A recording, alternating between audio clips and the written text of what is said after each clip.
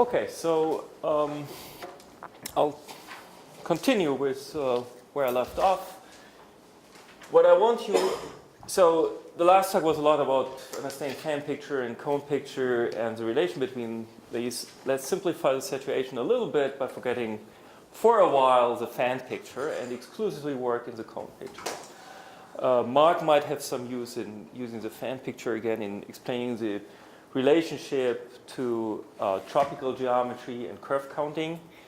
That's where the tropical picture will come in again. But for the construction, that works exclusively in the cone picture, and also for essentially all the applications I will do. So we work in the cone picture. And you learned that if you have some polyhedron, might or might not be unbounded in the polyhedral decomposition of the thing. Something like this. So that was xi and the p, along with the PL function phi that I'm just recording by giving these kings for any one codimensional cell row. So it's a natural number, non-zero.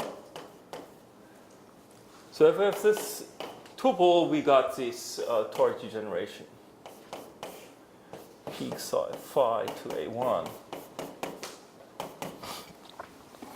Now I want to generalize this. So to generalize, let me remind you, because this will be important, that for any cell here, just from toric geometry, you can extract some toric model, toric local model of this morphism. Let me just illustrate this.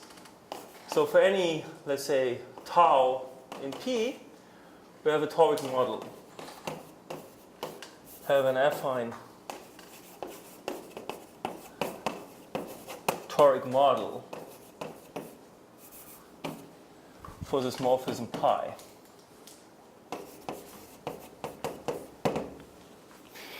So this goes as follows. Let's say tau equal P, and then you have to localize.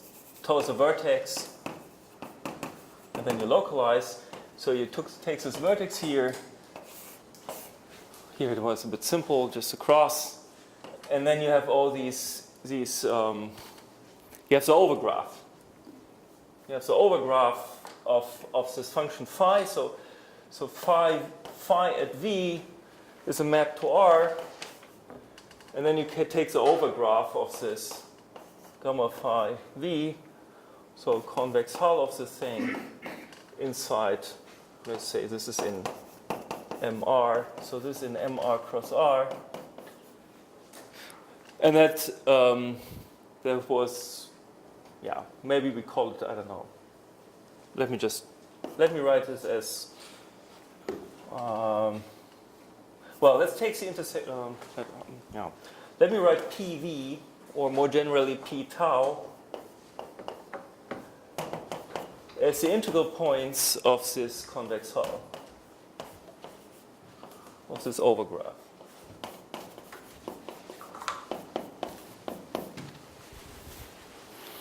Okay? And then the local toric model is a ring morphism where you take this CPV and then you just map CT to this guy by mapping T to Z201. Yeah, 01 is always in this is in the thing because phi V of 0 is 0. Yeah? So this is PL.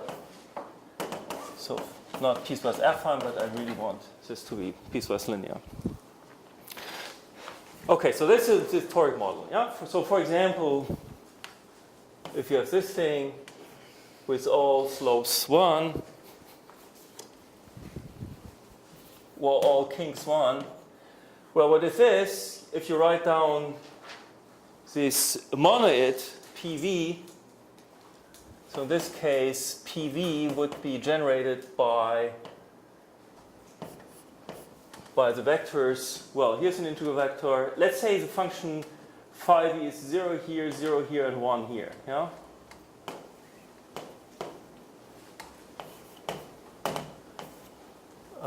So of minus 1, 0 is 0. Phi v of 0 minus 1 is also 0. And phi v of 1, 1 is 1. Yeah, so then we can take minus 1, 0, 0, 0, minus 1, 0, and 1, 1, 1. Well, what is this monoid? As a submonoid of Z cube. Well, that's just isomorphic to an n cube. Yeah, these are basis vectors. Just compute the determinant. See, it's 1. So this, we see that in this case, in this example, PV is isomorphic to n cube. And if I take this isomorphism, this T mapping to Z2 rho, unfortunately we use a rho also for these codimension 1 cells. Yeah, so in this case, the rho would correspond to the vector 1, 1, 1. Sorry, it's not this vector. Yeah? It's the sum of these things. It's the 0, 0, 1. It's the sum of these three vectors. So then, of course, if this is n cube, that's just the polynomial ring in series variables, x, y, z, and the T maps to x times y times z. So that's our normal crossings degeneration. Yeah?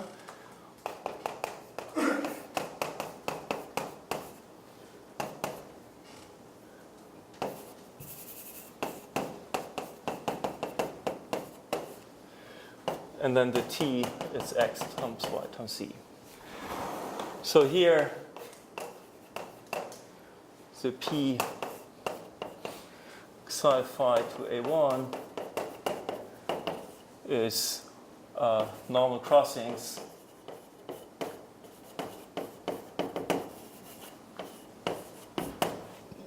at the corresponding point. At the point corresponding point in P psi phi corresponding to V.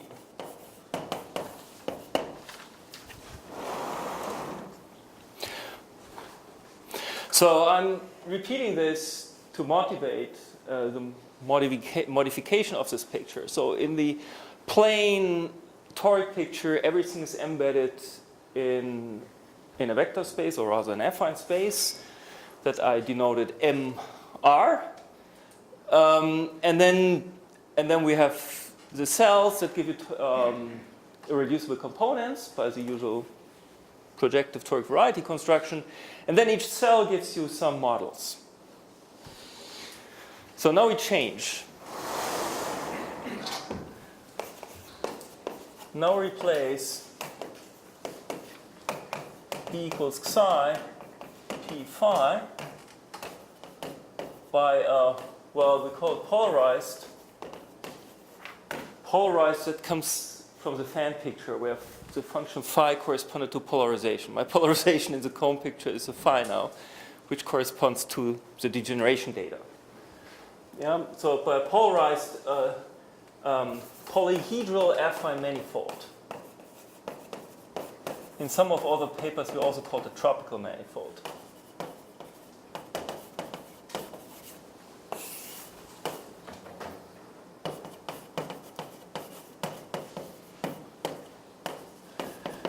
But tropical geometers like Mikalkin would call a tropical manifold something slightly different.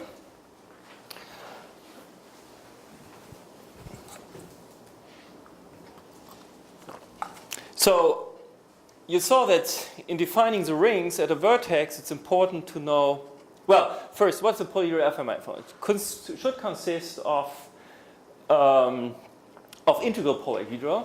So maybe you want to emphasize Z, but I'll skip this because all our polyhedra are integral. So you have polytopes, and then patch together so that you get a topological manifold. But then there's one other piece of data namely a fan structure at each vertex.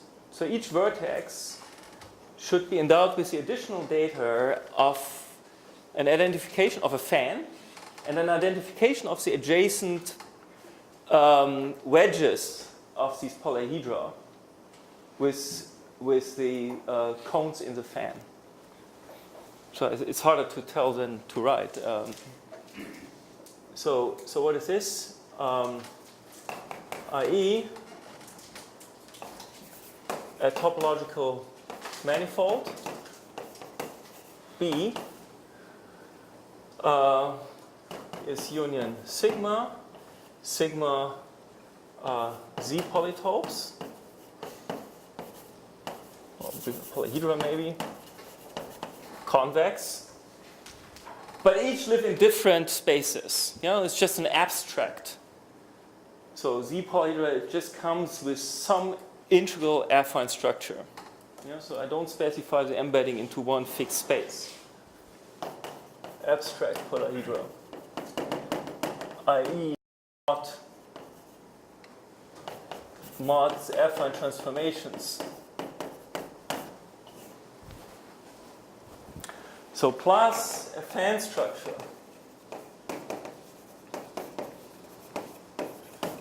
at each vertex. So not give the formal definition and draw some picture. It just means that we have this fan, and then you know how to patch the adjacent polyhedra.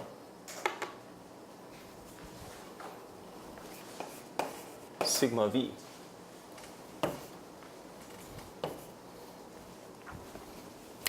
And of course, to make sense of the whole thing, there should be some compatibility. So that's trivial in dimension 2. There's absolutely no compatibility, because compatibility would mean that along each edge you get a quotient fan of one dimension lower, and they should match. Now a quotient fan here, that's just the stupid fan, the only fan you have, only complete fan in one dimensions. There is no compatibility, but in high dimensions, imagine a two-dimensional picture where you have a fan here. I'm trying to draw a two-dimensional picture, and then an edge and another fan here. Okay. Now you can transport and compare these two fans, and of course there are many ways to draw a fan with 3 rays. Yeah, so that should match. Yeah, plus compatibility. So meaning you don't only have a fan structure at vertices, you have a fan structure in the normal directions on each cell, and they all match.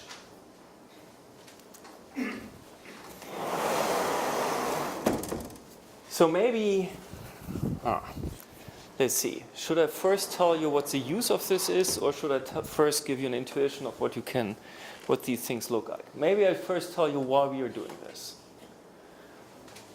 So, what is this good for?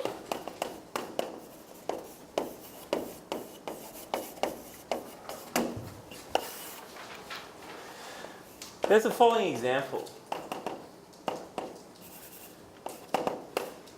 That, again, is very basic in understanding what we are doing. You take the easiest non-trivial situation of where something cannot be embedded in R2. Take 2 standard triangles. Okay, so this is our P, the collection of these 2 triangles with all the faces, and then you identify. You identify these faces.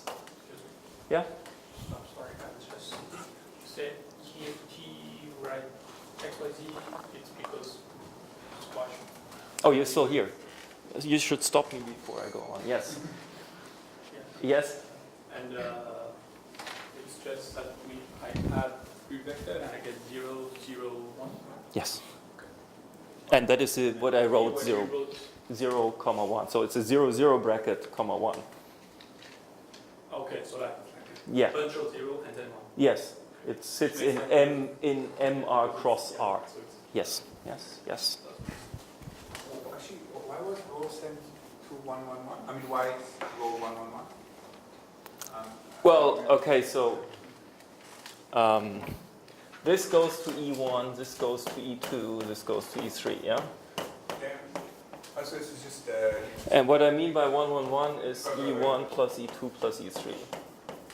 but you always take the sum of the generators, or No, I always take 0, 1. That's a distinguished element. That was my vertical, that was a vertical vector field that is dual to the projection in the fan picture. Yeah? And only, I just want to give an example. I mean, it always looks like this, yeah? So if you draw it like this, there's something sitting above and it always points towards you. Yeah, but what the equation is depends on your monad. Are we fine? Have you followed this blackboard then, if you were still thinking here? Yeah, I'm trying to parallel thinking. So again, I'm just taking now, I'm relaxing. The only thing I'm dropping is, or what I'm replacing is the global embedding into an affine space. The only thing I keep from this are the affine structures at the vertices. That's another way to say this. That gives you an identification at each vertex of a neighborhood of each vertex with a fan. And then, of course, there's some obvious compatibility that I need in case we are working abstractly. Okay, so this is the initial data of what you put into our program, and then for any of these things, we get some degeneration. By saying so that, well, precisely now the gluing may not be canonical. And that's exactly what I'm going to address. Yes, so good point. The gluing will not be canonical. So let's do this for a manifold that you can do by gluing two triangles. There are many ways to do this. So a triangle, of course, in integral affine geometry, any of these is the same, yeah? So as long as you go down by anything, yeah? As long as this is distance 1, these are affine isomorphic. It's an affine transformation, integral affine transformation, linear transformation, transforming the one into the other. In particular, so what I will do is, I will take two fan structures. So I have a vertex, so as the B is just the union of these triangles. So let me just draw them topologically. And I have two vertices here, V and W, and a connecting edge rho. And I take the fan structure at V, I take like this, and at W, I take like this. Now this looks slightly unsymmetric. Could do something different, but then the equations would be slightly different. So if you want me to draw charts for the affine structure, or it still fits here.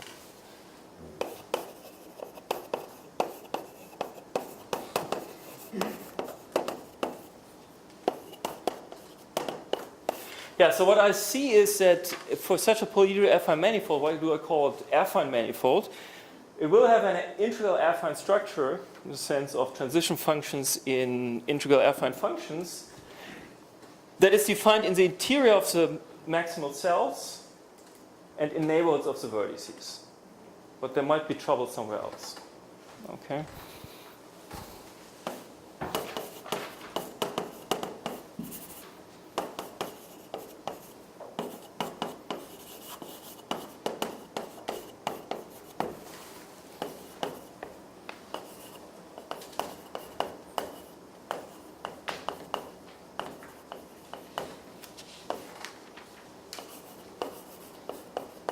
Neighborhood of vertices.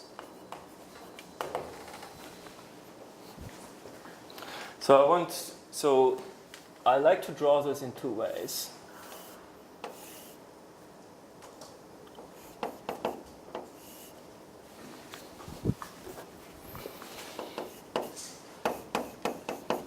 So that means I remove it. I cut here. And that would be a chart in the neighborhood of this point. But the chart is actually pretty big. Yeah? It's everything except the dashed line. And the chart, so that's a neighborhood, that's a chart near V. And the other chart is near W. And it looks like this.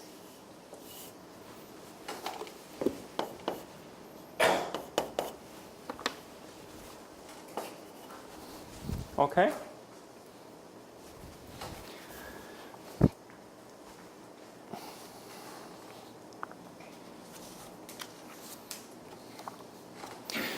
So then what I do is I have two rings.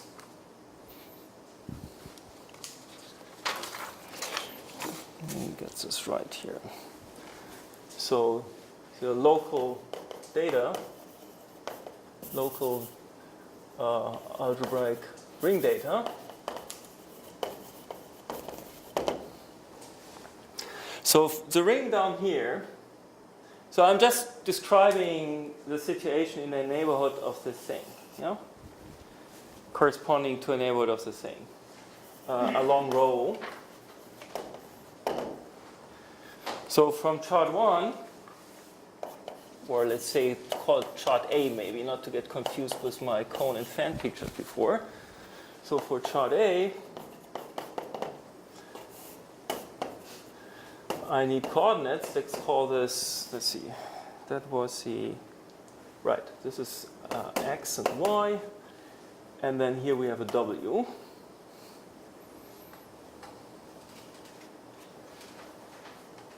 Right. And then the other one here. So what is this vector? This vector actually has a meaning on this triangle. Yeah? It's not, well, maybe let's do this. No, they're both not so easy to see. Let me see. Right, this vector, well, let me, yeah, no, that's okay. Can do that. So that's a y w inverse. Or maybe I use a different, let me use a u here. So this would be a u. That's a w inverse. They're glued, these are toric things. They're glued together on this P1.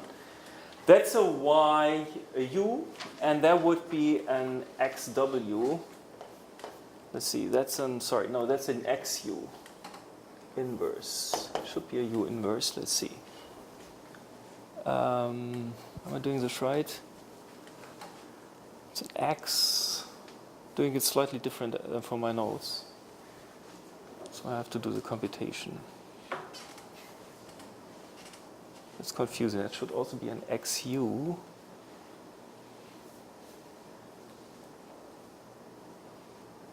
I made a mistake somewhere. No, sorry. That is just x. That's just x. Because the affine structure is such that this vector here becomes that vector, right? So, what?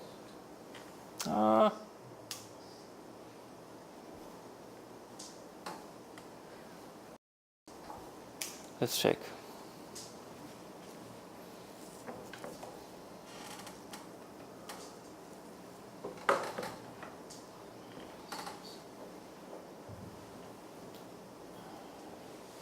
But then this is xu. So this. Yeah, it's okay. I think it is. It is xu. It is xu. Excuse me. Where does the sigma V and sigma W come from? What things come from? Oh, sorry, that's the sigma. That's data I provide. It's data, right? I said a tropical manifold or polyhedral affine manifold is given by these polyhedra plus the data of a fan structure. Okay, so that's what I did here. And now I threw myself off in terms of these computations. So let me rather make sure I'm not messing up completely. Let's see. That is correct here. if that is xy, that stays, that's a yu, and that is an, if that is an x, that goes up there. I think it's correct.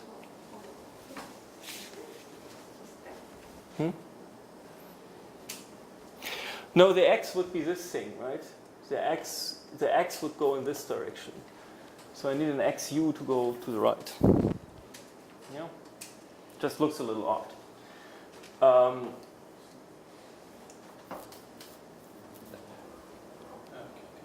Right, I think I know what it, so this is all correct, but I think it's bad to write it like this. I should write it differently. Let me use some different symbols. Let's do a y prime and x prime, okay? You had some question? No. Okay, so then what is the equation here? So this becomes more complicated. Here you were looking how to make compatible, right? The data. I want to show that it's not compatible. Okay? Okay. You will get different equations. Yeah? So this is just a ring given by x, y, w. And then I have the equation xy minus t. Yeah? Assuming I have kink 1. That's the equation in codimension 1. So what's the equation here? So this is still a c x prime y prime u. And then I have the equation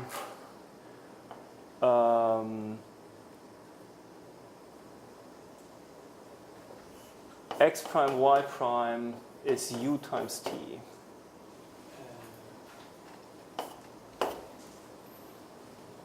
Minus u times t.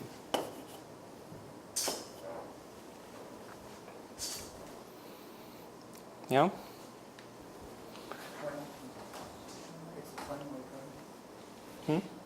X prime, y prime, yes.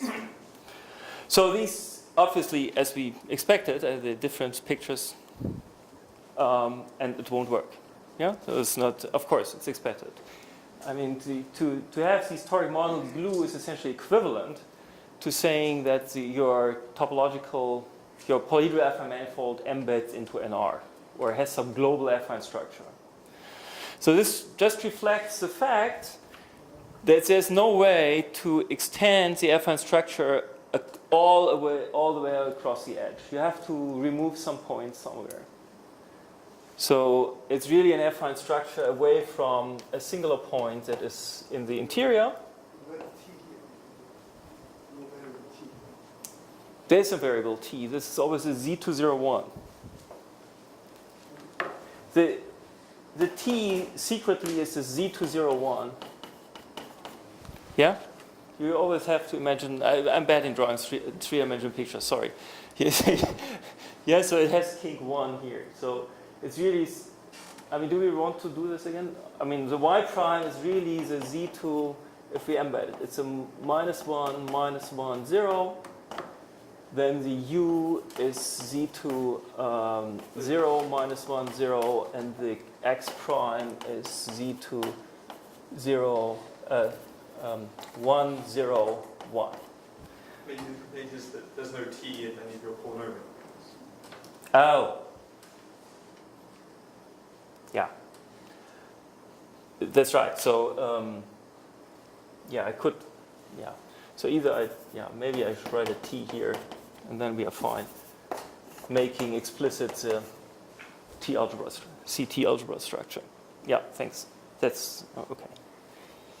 And the whole point is that even though it's not here, when I then take t equal to 0, I do get the same equation. Yes. Yes.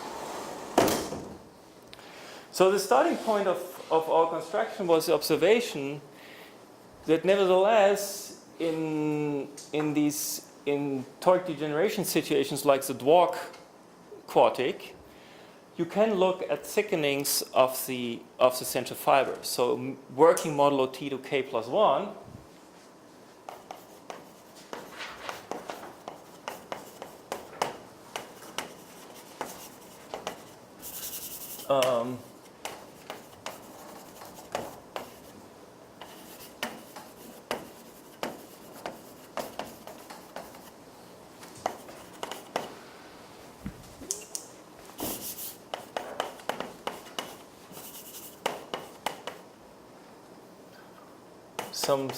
some ring. It doesn't have to be A1, yeah. So, but something, maybe spec formal. Working modulo T to K plus 1 with pi inverse 0 is the union of toric varieties.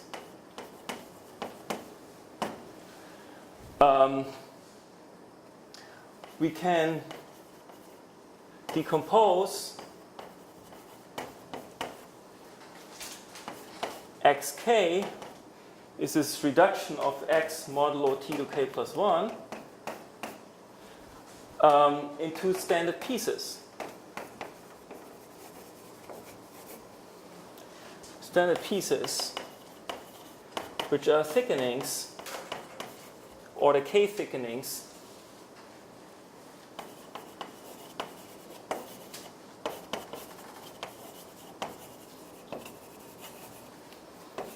of toric models.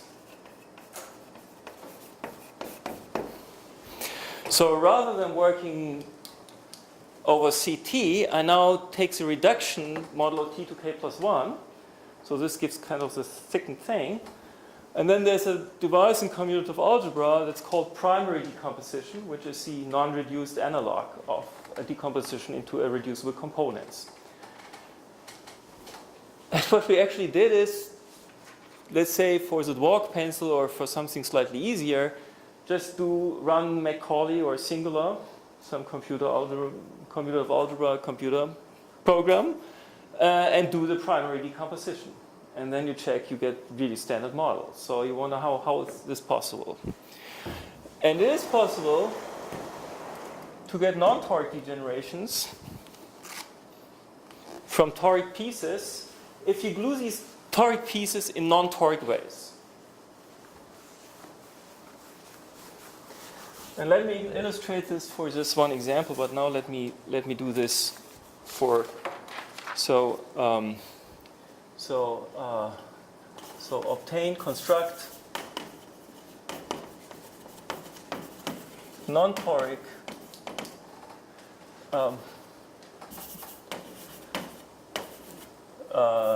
smoothings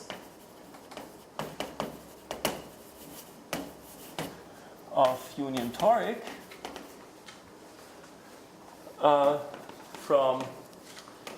by gluing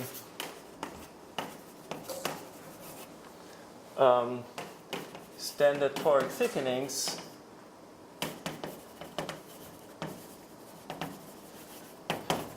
in a non-toric fashion.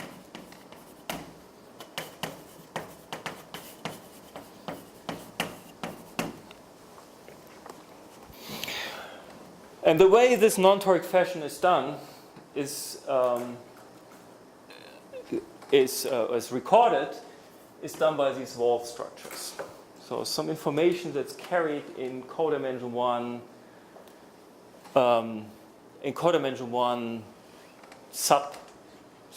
subsets of your polyhedral alpha manifold.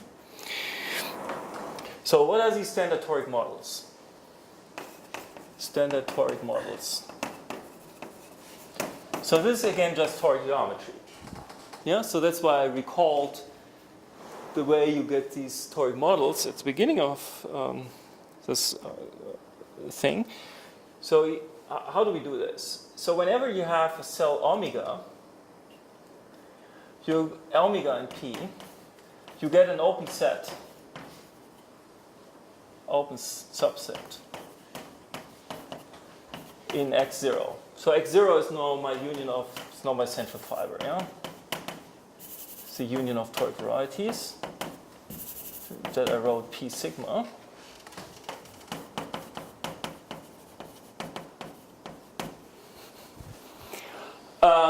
Well, it's just what you can see. It's like the open star. So So you would have some complicated polygon decomposition. Yeah, and then you have some omega, and then what you take is morally you take the interior of the stratum and then the interior of all adjacent strata. So that would be the U omega.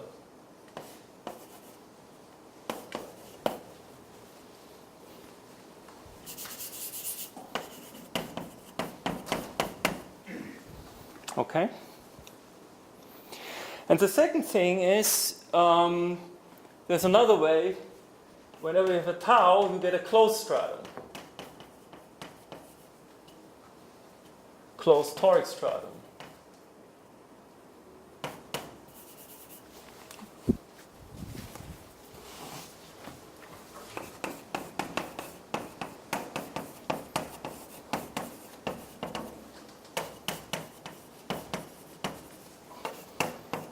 X tau and x0.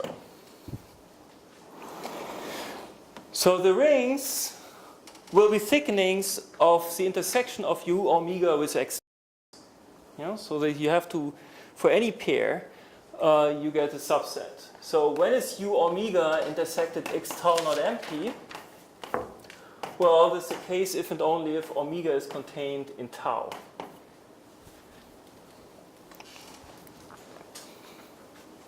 Okay? So whenever so our rings will have actually 3 indices. We'll have a thickening order K, and then we'll have a pair of cells omega contained in tau. So now it looks a little complicated. And then there's even a third index, which is an adjacent maximal cell. So the rings are RK, omega in tau, and then a sigma.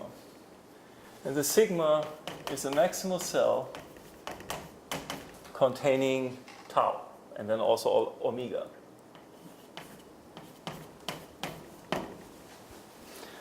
That's a reference cell.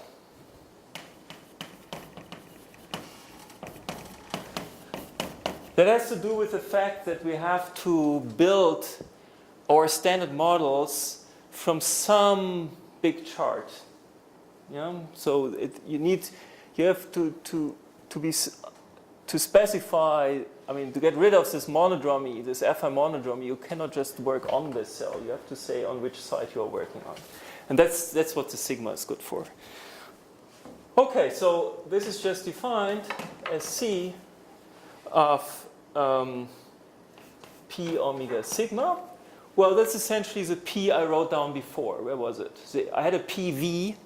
That would be the omega equals sigma equals V. Where was it? Maybe I just erased it. And then I divide out the corresponding thickened ideal. So it's an I omega sigma 2k. So that has something to do with T's orders. T to K plus 1 congruent 0. So what is the P omega sigma? This is contained as a submonad of M direct sum Z given by so first inverting the tangent direction of omega, so R times omega. Yeah, so you could have some cell here. Let's say this is the omega, and then some monad. And the first step you do is you extend this to infinity. Yeah, so this is meaning by inverting omega. You make all tangent vectors all vectors tangent to omega invertible. Sorry, tau.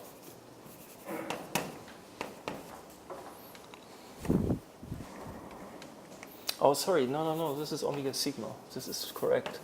And this is only contains the tau. That's right.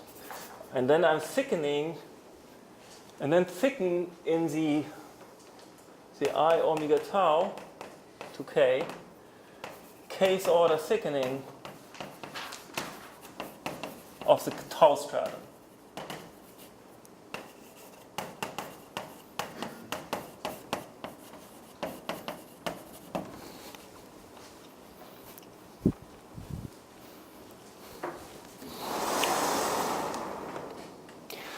So, and then there's some final step. In this picture, what is sigma? This picture. It's one of the maximal cells that is adjacent to tau. It's pretty difficult to draw here. Becomes interesting. Let's see. Can I even? Yeah. So omega is one dimension. If we are in 2 dimensions, the tau would already be a sigma, or tau is omega. So we could take tau equal omega. Then I thicken this kind of edge. And then the sigma is one of the two maximal cells containing the edge omega.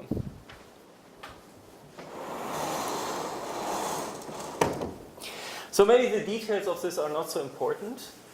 Let me just do this for one example. Oh, sorry, I wanted to say something. You need to also localize this ring. And there's this is some function that I will explain later. Yeah? It's some function, explained later.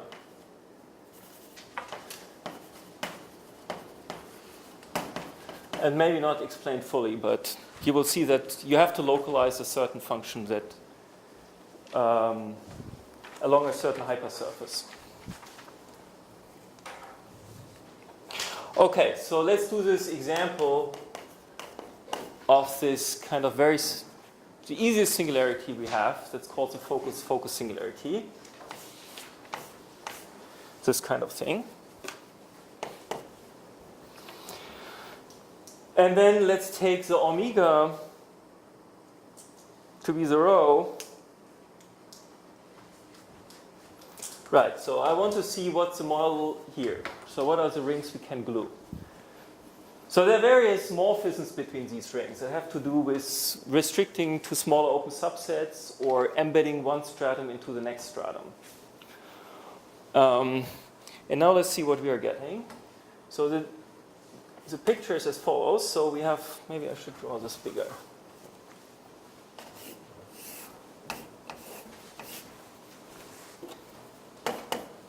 So we have two maximal cells, sigma minus, sigma plus. One codimension 1 cell that I call rho, and then maybe also vertex V, but that's maybe not so important. I'm working in this chart. So then I have the rings to glue. Rings to glue. So there's one R K, and then rho in sigma minus. So I'm thickening the rho inside this half, the rho stratum. And there's only one way to take reference to, which is the sigma minus. And then there's a toric morphism that restricts this to rho in rho. So rho, the open set says U rho, and then thickening the rho stratum. That thickens the sigma minus stratum, and then there's toric surjection that is dual to the inclusion of this rho stratum into sigma minus. And we have this whole thing for the sigma plus.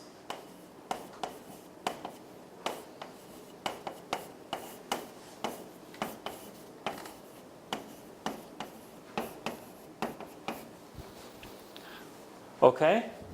And then we have these two things that only differ by reference cell. So it's a codimension 1 stratum thickened inside the codimension 1 stratum with different reference cell. And that's where we have a non-toric morphism done by a wall crossing.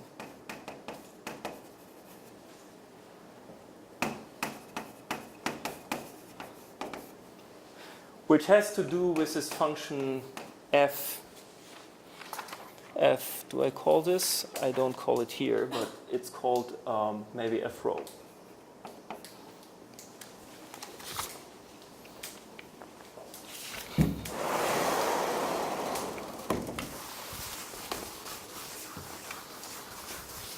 So now let's do this exercise, actually gluing these strings, and then let's see if we can get something consistent, unlike what we had before. And let's deduce the equation that we will get. So this is C of x, y, w to plus minus 1. It's still pretty much what I did before. Yeah? So the x and y will go in this direction. That was a y. Oh, probably the x goes to the left now. Yes. Okay. And the w is this guy. And then the t is always the one, the 0, z2, 1. So then what does this mean? So we have the equation xy minus t. It just eliminates t, as you observed before. It wasn't necessary to write it down up there. If I didn't insist on making the t algebra structure visible. Then we have a case order thickening. So that certainly divides out t to k plus 1, but we also divide out y to k plus 1. Okay? So that's the case order thickening. That's this ring up here. Similarly, I have a ring down here. I should have used less space, I guess. Looks very much the same, except now we thicken in the other component. So it thickens x to k plus 1. Yeah, thickening, dividing out y to k plus 1 means if you're far off here, that doesn't count. So you remove this component, but not quite, only up to order k. And the other way around.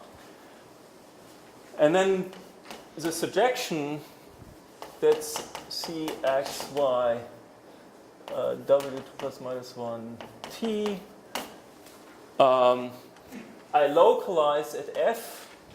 So my function f I will specify in a second. Will I? Yeah, I'm just taking 1 plus w. So I have to localize at f.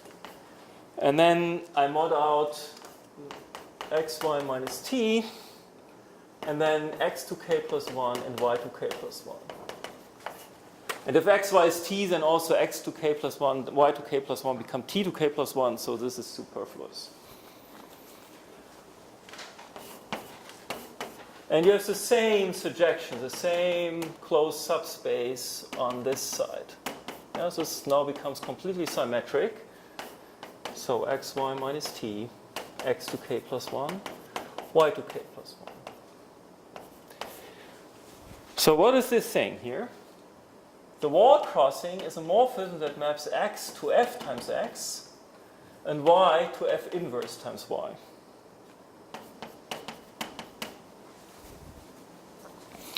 So the signs, there is some importance about signs. So if you go from up to down, the x will be the good coordinate and will receive positive powers, and y receives negative powers.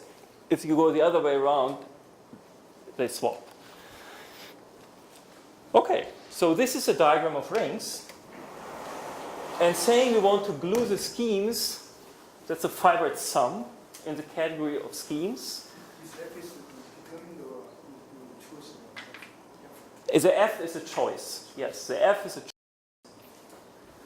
And yeah, some thoughts will have to go in how unique the f is. Yeah?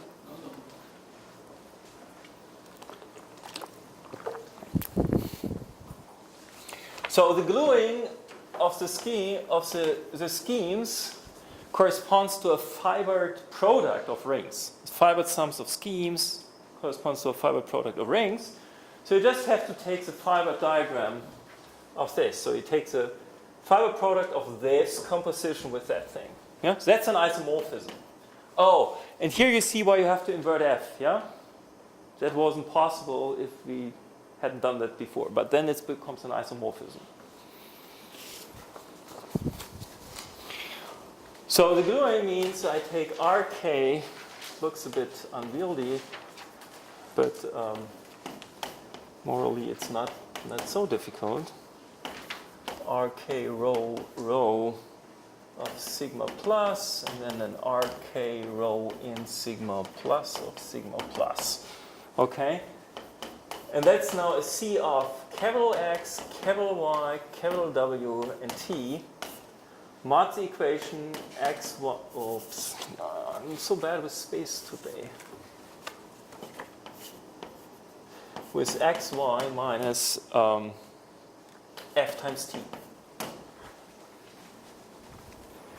And what is the capital X? So the capital X is as a pair of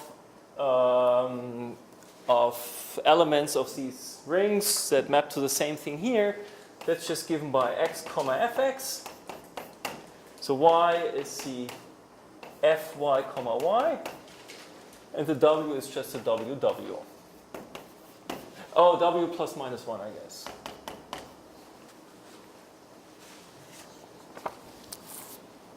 Yeah. This is a non-toric equation, yeah? So we have produced something and that looks like xy is w plus 1 times t.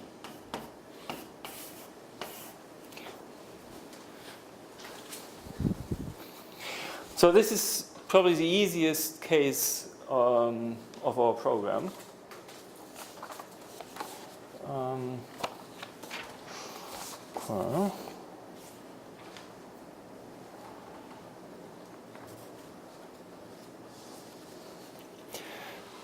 Yeah, so what else do I want to say? What's next? So, right, so there are a few things now.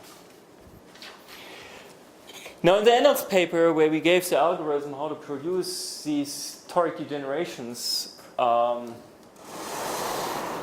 very generally, it was important, it is important to work with all codimensions.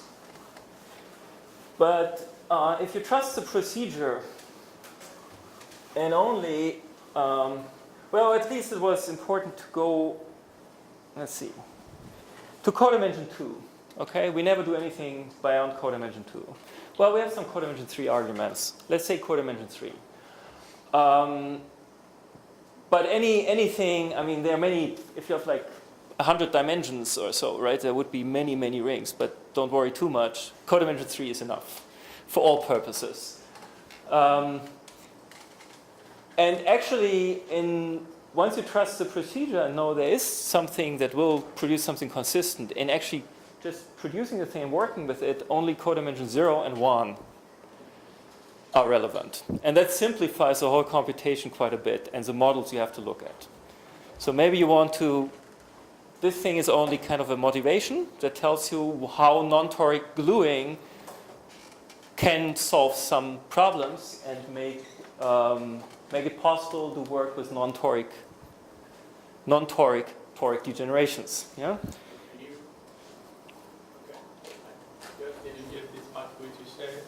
Only what you say is that the only data we would be interested in would live in a codimension 0?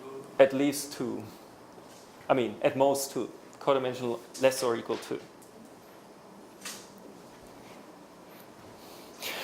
Hopefully it will become clearer when I talk about theta functions. Yeah, on tomorrow.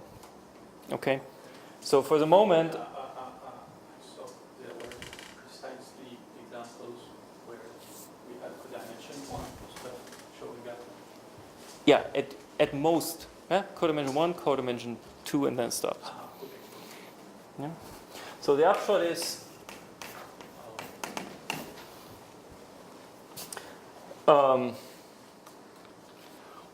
we have the standard thickening. So this is spec RK omega in tau sigma of these U omega intersected X tau. And then we change the gluing, actually always in codimension 1, or by functions, that must be misleading, by functions supported in codimension 1.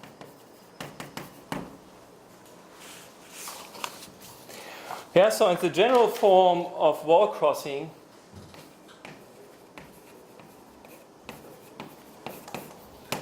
it always looks as follows. You would have a codimension 1 subset. Can have some funny shape. So this is codimension 1.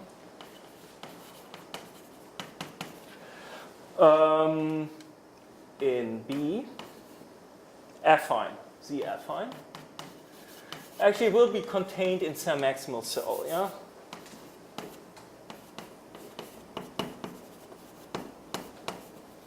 In B. So let's call this maybe curly P.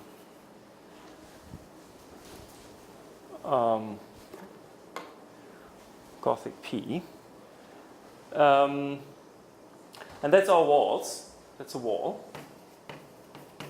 It's a Z affine, so it has an integral tangent space. Let's call this a lambda P. So that's a Z tangent space. That's a codimension 1 subset in lambda sigma, which is isomorphic to Zn. That's a Z tangent space.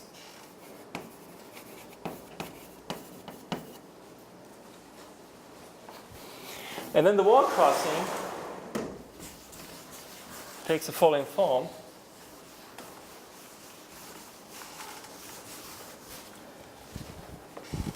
It has some direction, so you would come from monomials on this one side of the wall to monomials on the other side of the wall. On both sides of the wall, you have one of these rings, Rk, omega, and tau sigma. And that wall crossing, let me call it theta maybe.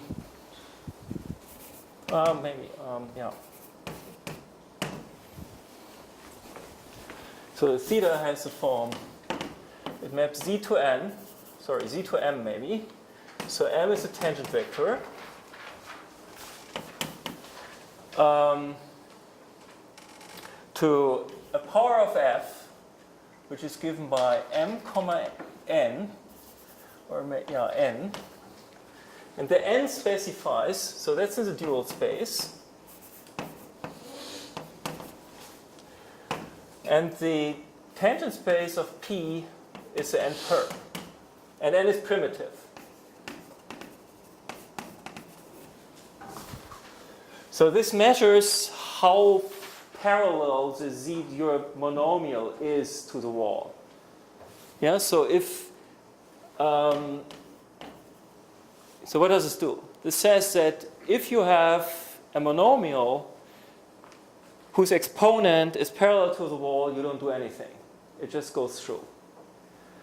If it's like one off, it picks up a first power.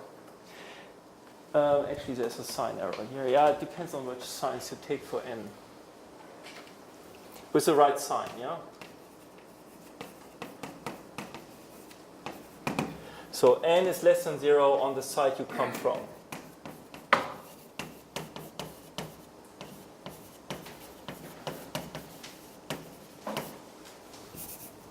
Sorry, it's larger than 0. Jesus. So it means that if you have a monomial, let's draw in 2 dimensions. Yeah? So if this is your P, and then you have a monomial that points away, that will pick up a positive power of F. F2 larger than 0 times C to M. And that's exactly what we did here. Yeah? So the X, if you look at this, right? X to F times F. X is a monomial that has distance 1 from your wall. Yeah? So it picks up a first power. And we go from left to right, yeah, from sigma minus to sigma plus. So it picks up a positive power. Y points in the other direction, also of distance 1. So it picks up a negative power. Oh, and I haven't told you what I do with W. That is, of course, kept fixed. Because it's parallel to the wall.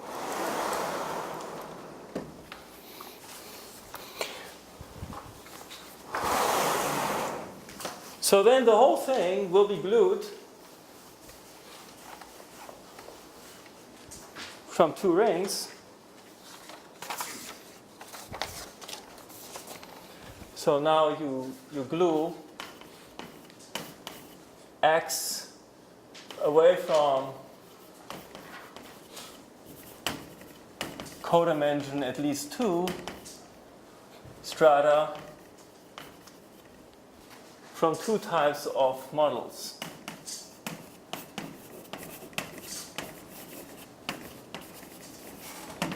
So one will just be R sigmas. So that's an RK sigma and sigma of sigma. That is as simple as it gets. It's a simple Laurent polynomial ring product with some thickening. So this is isomorphic to a C to Z1 plus minus 1 to Zn plus minus 1. And then I thicken, so we're taking Ct mod T to K plus 1.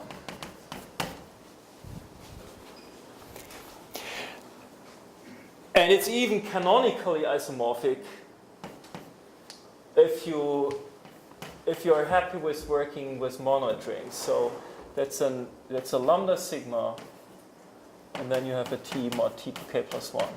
So this is actually canonical. That is sometimes important. And the second type of ring is in codimension 1. So this is codimension 0. The codimension 1 rings will provide neighborhoods, thickenings, will provide actually big neighborhoods of the other things. That's the models I built in this example, the glued ring. Yeah, so that's the R rho. So this would be some RK rho in sigma minus of sigma minus cross RK rho in rho, sigma plus or minus, and then RK rho in sigma plus, sigma plus. And what is this R rho? They are always of the form that I deduced in this little computation. They are always isomorphic to C, and then we have some Z plus, Z minus. These are the analogs of X and Y.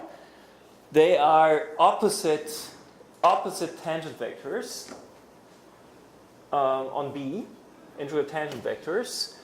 Then a T, then the tangent space of the rho, and then some equation of the form Z plus Z minus T to kappa rho. That's the kappa rho of the phi, which was 1 in the example. I just took kink 1 times F. And the F rho will be some polynomial, well, maybe depending on T, in lambda rho. And then maybe the whole thing is always decorated with some K's, but let's suppress them. Okay, so now we don't have much time left, and I would really love to get this to a certain point. You have seen the ingredients now. Okay, you have local models, you know how to modify it by walls. Let's maybe pause here. I feel like I'm losing you right now. Okay. Questions? I'd rather spend the next talk as well on this rather than losing you at this point. Right, so you have a codimension 1 wall, and then you take a chart at one of the points, and there will be opposite things, opposite vectors. Not good. M plus M minus, and then the Z plus minus are the Z to M plus minus. Yeah. So these are opposite tangent vectors of length 1, primitive tangent vectors that together with the lambda rho generate the lambda sigma. Yes, in a chart at this point. Yes. Otherwise you would, yeah. If I write it like this, it's not strictly necessary, but because you could swallow anything, any difference in the F row. D plus D minus is equal to 1. The A minus is equal. No. Yeah, not necessarily. You don't need to do that. I mean, if t is 0, then z plus z minus is 0 anyway. Yeah? Z plus z minus is not 1. N minus is not uplift is N plus N minus N plus. That's a convention. Yes, I want to do that. You're right. Yes. I'm just saying it's not, I mean, nothing that is written on the blackboard would contradict this at the moment. But yeah, I'm choosing z plus to be opposite to z minus. Okay?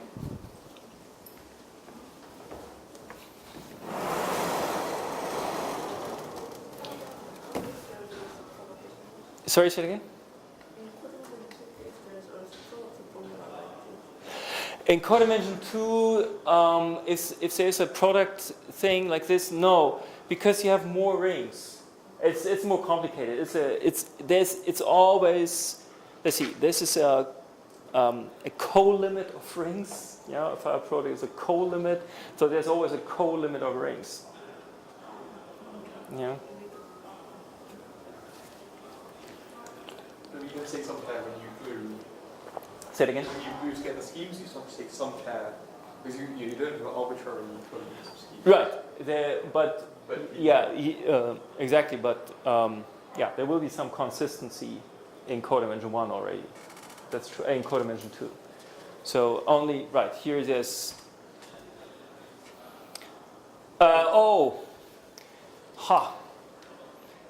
Yeah, I have missed to tell you one important thing. So when does this work? When does it work? I mean, you have an F, but I haven't told you what the F has to do, and there were some rows and V's and so on. So there is an important consistency condition. So when will the gluing work?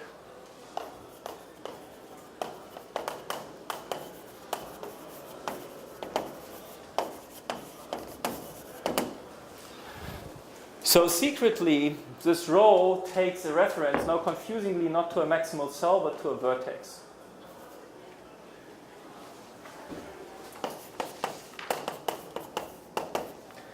And I also get these R rows are actually take reference to a vertex. Yeah, because when I say that M plus is opposite to M minus or something, that if I want to write this down in any way intrinsically, I have to make these choices. I have to work in a chart. So, and then to even have to, so then for R row V, canonically isomorphic being isomorphic to R row W, for any W vertex in row, other vertex. So that's equivalent to the F row, oh gosh, I have to get the signs right.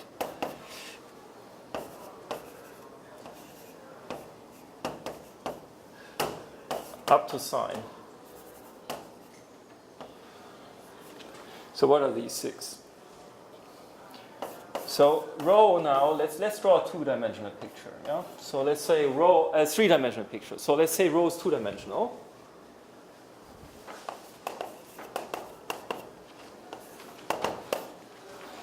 Then the dimension of row is 2. Now, what is the bad locus? Where does the bad locus? So we have charts here at all the vertices, and the chart up there and the chart down there. Well, we will have to subdivide the thing according like that. So you can take anything that will retract. Once removed, it retracts to the vertices. Okay, so that's the singular locus of the affine structure.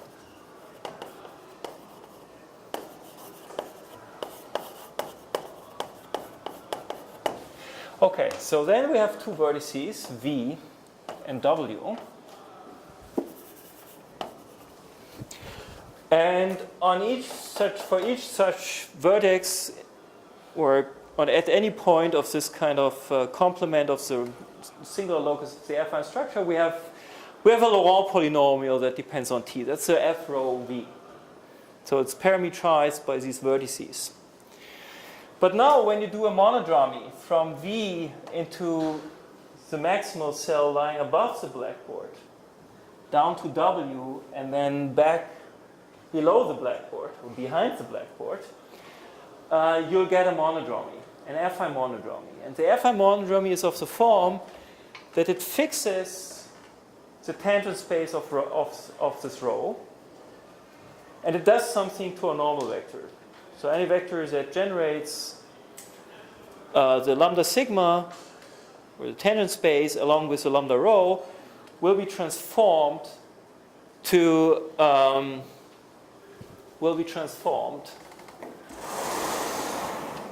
in the following fashion. That was the wrong thing that I erased. We should erase this thing here. So the affine monodromy, so it's probably easier to draw in dimension 2 as in dimension 3. So it's like this. So you have some maximal cells, sigma minus, sigma plus, VW. And now you would start, let's say here, then you go in,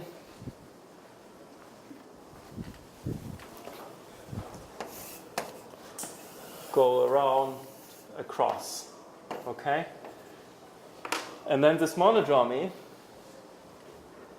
takes a vector m to d rho, comma, d rho check m times m rho v w plus m.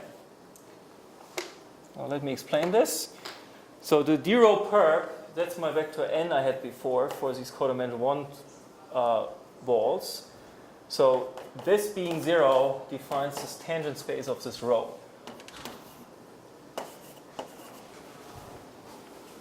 Yeah, so it's similar to the formula I gave for the wall crossing.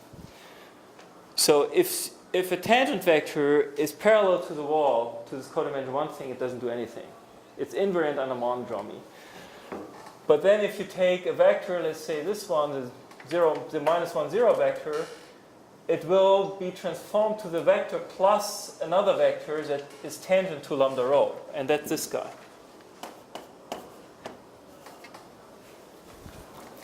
And that's the exponent appearing here. Yeah, that is the thing.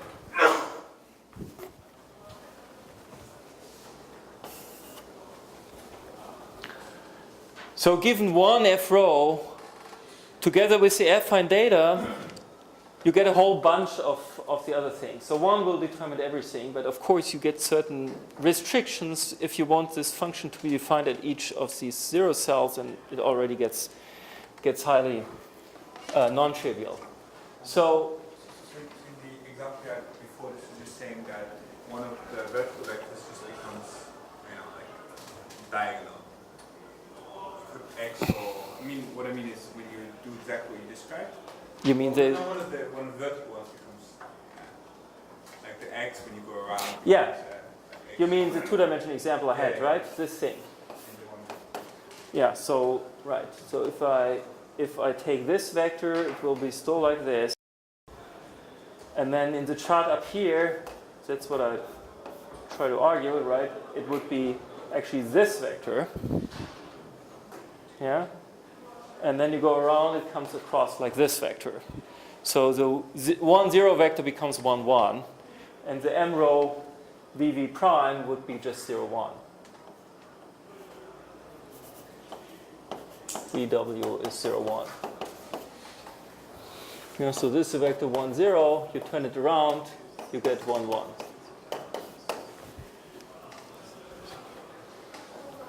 Yeah, and then in the equation, what we would have is, so we have two f rows, yeah, and I did the computation down here, where the f row, that's a v, that's a w, and again this is a row, where the F row was 1 plus W.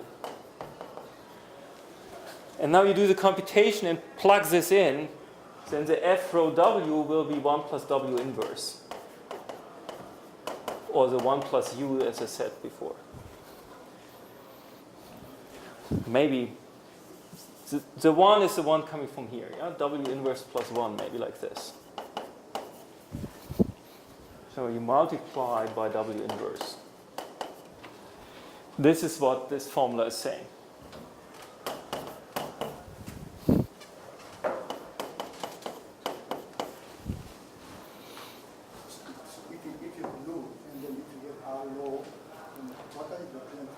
Sorry? What does R row represent? If I glue, what does R row represent? It's an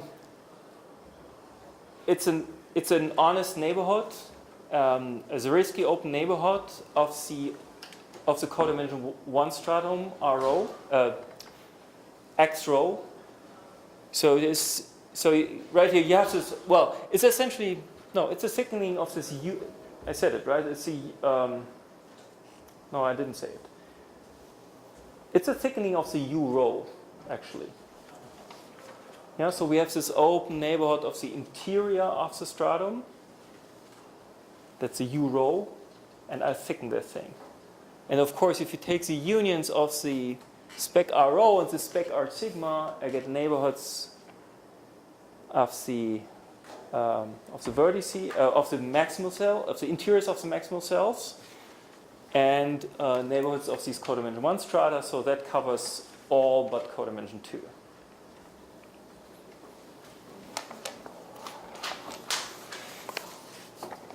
Are we okay so far? Ask. Ask. So I want to understand this picture. Usually sometimes we jump to the Toric version of operation. In that case, the wall closing comes from when you deform the complex structure and also deform a complex volume form. So the singularity of the affine manifolds comes into the interior and somehow emanates the wall inside the affine manifolds. Right. So can I view this picture as, well, start with the Toric version and somehow deform each piece by deforming complex volume forms and put your singularities inside and make a wall and then glue it? Yes, yes. So maybe I repeat the question. So from the symplectic point of view, you worry how you could interpret these things because symplectically walls appear far away from a toric degeneration, and you just have a toric variety, and you observe certain walls when you deform your symplectic or almost complex structures, stuff like this. How would this fit into this picture? Well, you would build a toric degeneration which has a singular locus, and then of course you cannot just work you cannot just work formally. That would not get where you are interested in, but you have to do some. Well, either you are happy with saying, okay, this picture will give some asymptotic symplectic picture where you take a certain limit of your almost complex structure and then observe what's happening close to this toric degeneration. Or you say, okay, we actually view the whole thing analytically and argue that the whole thing actually comes in an analytic family. In a simple example, it's very explicit. You can actually write down the equations and then argue by analytic continuation. Either way is possible. But I have to say that the symplectic picture is far not as well understood or developed. I mean, we have various conjectures on what should hold. They keep giving talks on this, but it's still not so easy to understand. Okay. Okay, so what can I do now? Are we fine with understanding that to get away from the toric geometry, we replace a polyhedral decomposition of MR, or of a polyhedron in MR, by a polyhedral affine manifold? then the trade-off is we get singularities of an affine structure. We cannot embed everything in an R. We just get these bunch of polyhedra, the fan structures. In some more abstract situation, we get some singularities of the affine structure in codimension 2. So in dimension 2, it's just a bunch of points that sit on the edges. In high dimensions, it's codimension 1 in codimension 1. Yeah, and it can always be done something like it's a subcomplex of the barycentric subdivision that does not contain the vertices or the interiors of the maximal cells. So there's some in dimension 3, it's a graph-like thing, and then it continues. Works in any dimension. And then, assuming you have a wall structure, you can modify your standard toric models, or the gluing of standard toric models in codimension 1, or by codimension 1 data. And if you're lucky, or more precisely, when your wall structure is good, is consistent, and that's already an issue if you want to do like produce local models in codimension 2, then it will all glue. And you will end up with, well, if you fix K, you get a case order deformation of your X0. And then you can crank up K, probably making the wall structure more and more complicated, having to insert more and more walls. And in the end, get a formal scheme. And only tomorrow you will learn that quite often, namely whenever the central fiber is projective, when you have this, when you actually have a, well, there is some, the way I presented it would always be projective. But there are more data that we will have to take care of tomorrow, and they may spoil projectivity. But assuming projective, you can actually write down the graded ring and write it as a proj of something, and then you will get actually a scheme over C double bracket T. Okay, not only something formal, but actually honestly a scheme over formal power series ring. And then we also show that this is actually the completion of something affine. So, but I should, now let me see. Gosh, time is almost over. But I should go a little bit, should at least, I meant to give some examples, but I'm afraid I won't have much time for examples. But I should, can I go a little over time? Because otherwise I will spend too much time on this, and I really want to get this to a certain point. Yeah?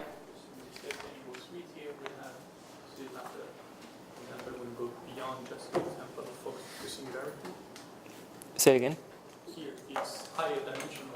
That was 3-dimensional, yes, that could be, So yeah. We have like, we imagine something other like than focus singularity or family span. Like, Yeah.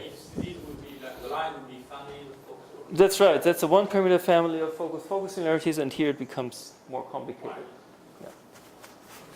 Yeah. But symplectically, you do not, well, we can talk about this. I mean, we know a lot more about what's happening symplectically. Symplectically, the singular locus would look like this. Like, strictly speaking, there is no restriction as to, like, they could actually, this kind of thing could happen after we could have, like, 19 line of, like, Well, that's what I'm trying to say. It won't look like this. The singular locus in symplectic geometry is the amoeba image, a momentum map image of a complex hypersurface, namely the zero locus of the F.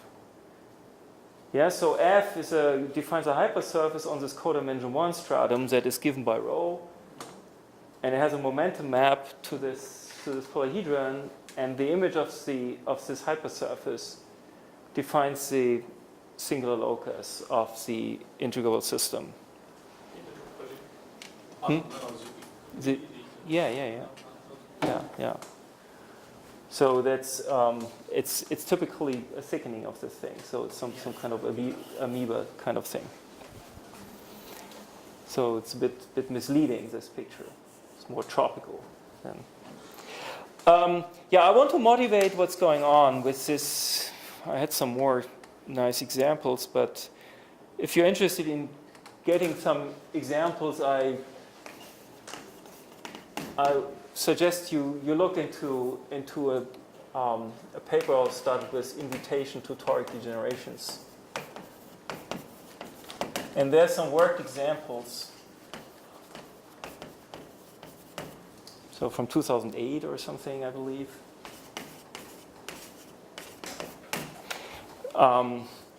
But I want to motivate what these walls will be. So I also messed up a little bit. So let's see. We were like, that should be 4. Not sure. Yeah, that is 4. So 3 was the dwarf pencil and some motivation for toric degenerations. And then what is this wall structure? Why do we need more? At the moment, I've only told you walls that live in codimension 1 cells. And that works for some simple examples. Yeah. So for example, if you have something like this, you can take that and attach another thing, and then these walls never intersect and everything is consistent. Or you could take something like this. So this works. You could take something like this and then add many focus singularities on a line. And then adapt the composition. So that will be something, I don't know. There are pure Lie decompositions like this. That will also work. Because these walls, whatever wall crossing you write down, they're kind of consistent. It's not hard to make consistent and everything works. But in general, you see something more has to be done. Namely, either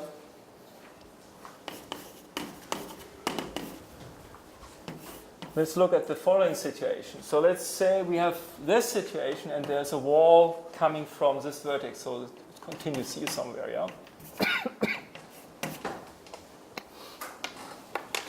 And then on this thing, you would have some function f. Let's say this is a 1 plus w. And w is this coordinate, yeah? And now you change the gluing here, but you didn't change anything here. So if you go sufficiently high order, it's clear something will go wrong if you go around this thing. So there's some that won't be consistent.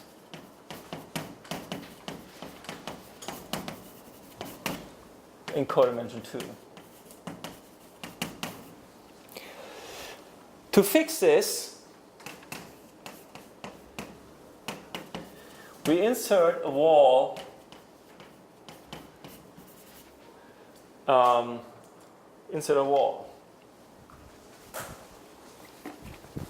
So the wall I'm inserting will continue here. This is my wall. It's called P. Yeah, so for example, you could have, let me change this to an x maybe. And then we have some coordinates y and z, and the local equation could be x, y, z equals t. Yeah, that's a toric equation. And then you can see that the x can be eliminated, could be taken down here, as in y inverse z inverse times t. And that makes sense as a function, as a Laurent polynomial in the interior of this cell. Okay, so you can fix this by taking an f for this wall, so inserting a codimension 1 thing here, just you don't change anything to the scheme structure. But what you will do is you take 2 copies of the ring corresponding to these 2 cells, to this one cell, this big cell. Yeah, it was this the thickened Laurent polynomial ring. And then for the lower, you relate the lower copy with the upper copy by a wall crossing using this polynomial. Now for these walls that do not lie on codimension 1 cells, they always have equal to 1 modulo t. So the fp will be of the form 1 plus x y inverse z inverse times t. Yeah, so modulo t, this is just 1. And that's why this is an automorphism. So note, the theta p, yeah, that maps z to m to fp times z to m. So and this is 1 plus t times something. This is an automorphism of this ring of C T mod T to K plus 1 of lambda sigma. It's invertible. Yeah? So you just do your usual power series expansion. It converts t-adically. And that's why this is fine. So and then I'll essentially will give you the main theorem.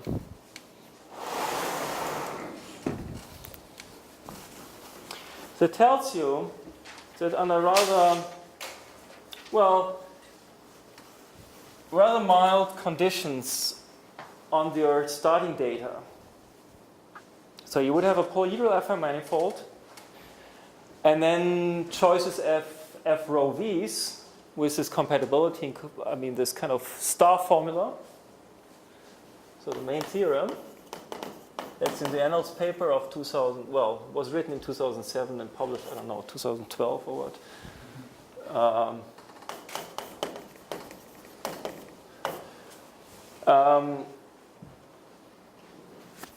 So it says that you start with BP5, polyhedral FM manifold.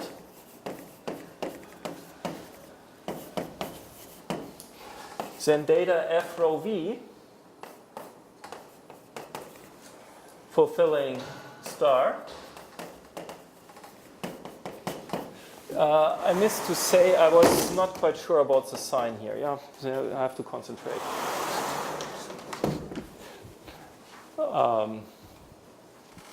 Depends on how. Also the definitions of the M rho v. Anyway, so fulfilling star. Plus some technical condition, which we called rigidity in codimension 2. So that's a codimension 2 condition.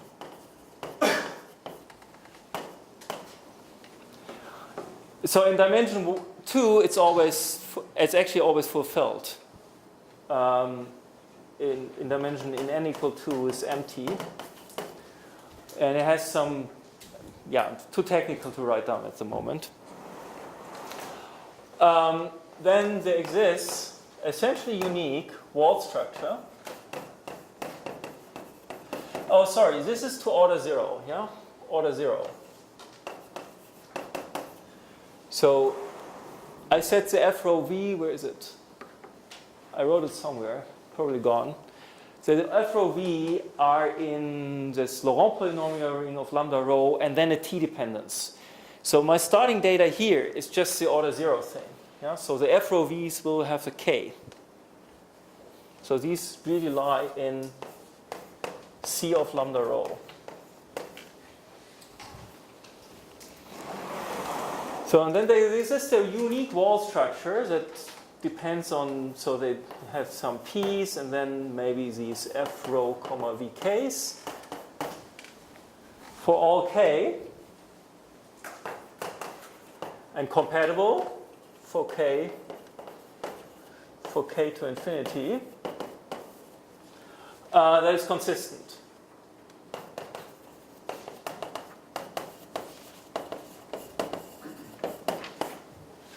So that means that whenever you apply a sequence of wall crossings in codimension 2, you will get the identity. Yeah? And that means, in particular,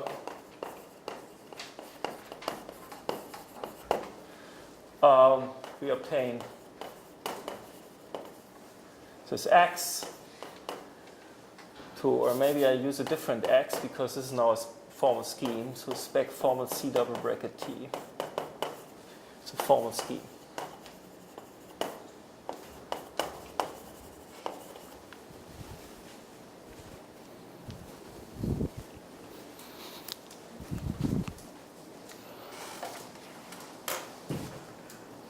Okay, I think that's as far as I can get, and maybe tonight we have to talk of what the best way is to continue here, or should I do something new?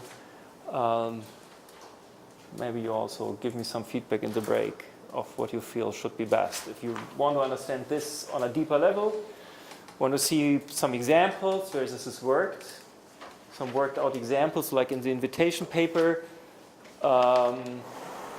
or if we should continue, if we now want to take this as a black box and rather study some different aspects as period integrals and these theta functions. Because I think I will certainly be able to fill another 2 talks with these topics. But we could take a poll. I mean, maybe we can first take. Well, think a little bit maybe first. We can take a poll. Yeah.